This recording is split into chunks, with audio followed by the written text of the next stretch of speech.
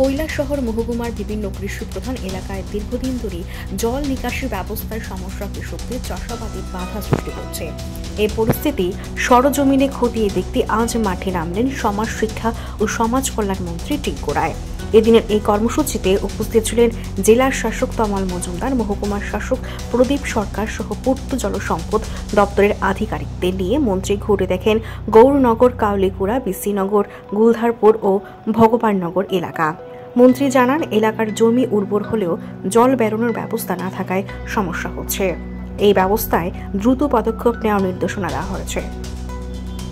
পরিদর্শন করুন।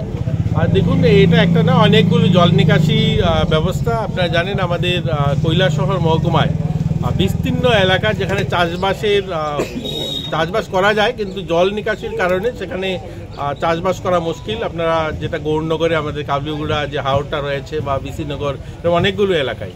তো আজকে মাননীয় আমাদের জেলা শাসক, ওনাকে নিয়ে আমাদের DWS, PWD, ওয়াটার রিসোর্স সকলকে নিয়ে আমরা অনেকগুলো জায়গা পরিদর্শন করলাম। আমরা আমাদের বলহর, আপনারা জানেন নদীর ভাঙনের কারণে একটা বড় রাস্তা নদীতে চলে গিয়েছে, সেই রাস্তাটা নতুন করে করা, এবং কাবলিগুড়াতে অনেকগুলো এরিয়াতেও জল নিকাশি ব্যবস্থা, সেগুলো আমরা পরিদর্শন করি। গোলদারপুরে এবং আমাদের ভগবাননগর, এবং এখানে আমরা যে বানটা হচ্ছে কৈলাসহরে, এই বানটাকেও আরও মজবুত করা কি করে যায়, এবং এই রাস্তাটা, এখানে অনেক ব্যবসায়ীরা আছেন যারা দীর্ঘ বছর ধরে ব্যবসা করছেন, তাদেরও যেন কোনো অসুবিধা না হয়।